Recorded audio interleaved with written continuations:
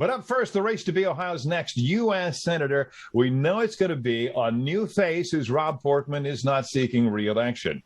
The field in Mr. Portman's Republican Party is already crowded, in varying degrees well-known and seemingly well-heeled. But one has been hitting the airwaves early and often, and we welcome Mike Gibbons to Leading Edge. Good to have you along. A return appearance. I know a few years ago, Mike, though, we got to be face-to-face in studio, downtown Toledo. Not so much this time around, but welcome back. By way of background, folks, Mike Gibbons, a Cleveland investment banker, self-made, I believe he will tell us. He ran for the U.S. Senate seat as Sherrod Brown in 18, but didn't secure his party's nomination. The man who did, Jim Renacci, lost to Senator Brown. Mike Gibbons, I'm looking at this field. Mandel, Timken, J.D. Vance, Bernie Moreno. I'm seeing rich white people. Although Moreno is Hispanic, we give him that.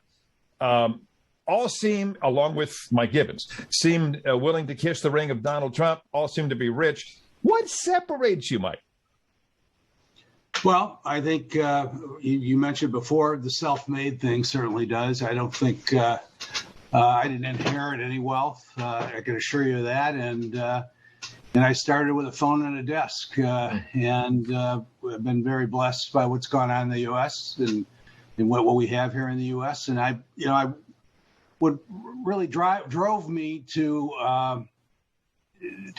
run is the fact that I hear constantly the American dream does not exist, and I couldn't disagree with that more.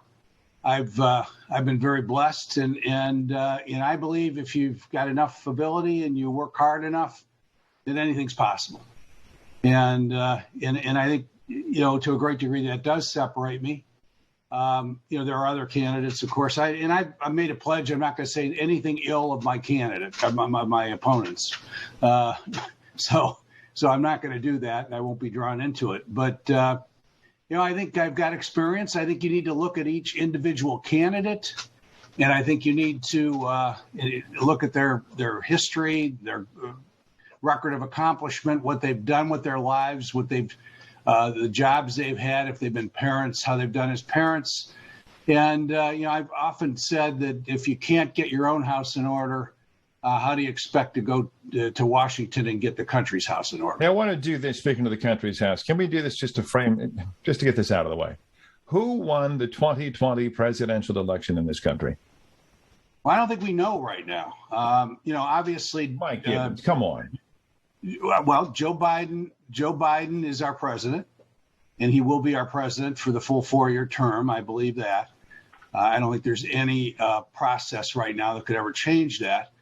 But I think there were a lot of irregularities, and I think there's so many people in the United States right now that believe there was a high degree of fraud versus other versus a normal election that we need to investigate that. Well, on your website, you flat out say there was fraud.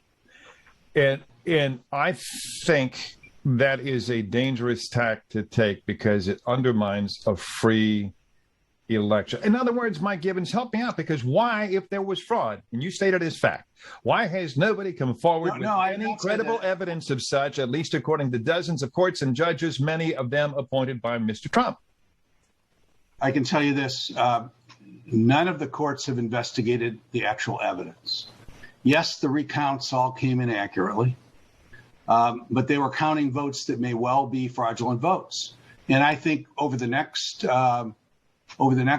year, and it isn't even a matter, I'm willing to accept the fact Joe Biden is president. And I haven't stated that I know for a fact there is fraud.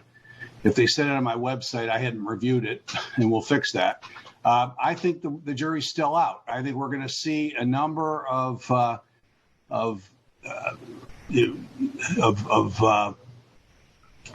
people that have decided to investigate this, that are going to present evidence here over the next year, and I'm very anxious to see it. We have Mike Lindell coming out, as I understand, on August 15th. He's even offered a reward if anybody can disprove him, is my understanding. I haven't seen it. That's the pillow guy, folks. Yeah, Mr. Let's do some issues, Mike Gibbons. On issues, you're pro-life. You think the border wall should be completed.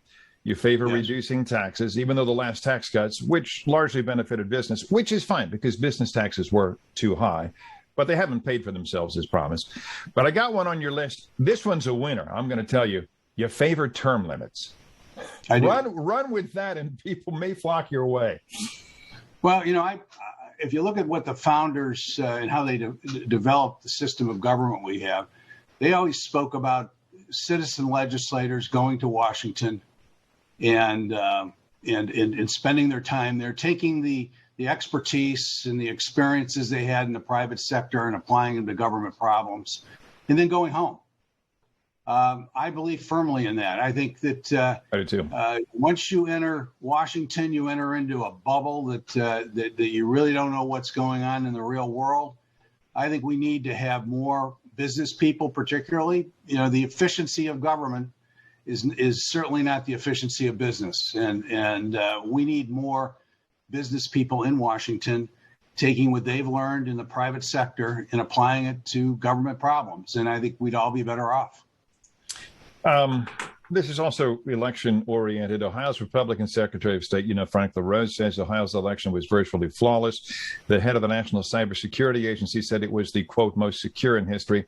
Why are we, and I know you favor this, why are we rewriting election laws to make it harder to vote? Well, I think the election laws that are being rewritten are laws that many of them weren't passed, many of them were done unconstitutionally. To take account of the COVID crisis, and the drive-in voting, where you're sitting in an automobile with a number of people around us, which strikes at the very nature of being able to vote in a polling booth by yourself, in private. I believe those things have to be changed back. It's a sacred obligation to vote. It is, and I think anybody that can't they can't avail themselves of that sacred obligation, that's their problem. Now, people have, various life circumstances that makes it tougher for them to vote. But, the very wealthy that everybody complains about is running the country, which I don't think is necessarily true.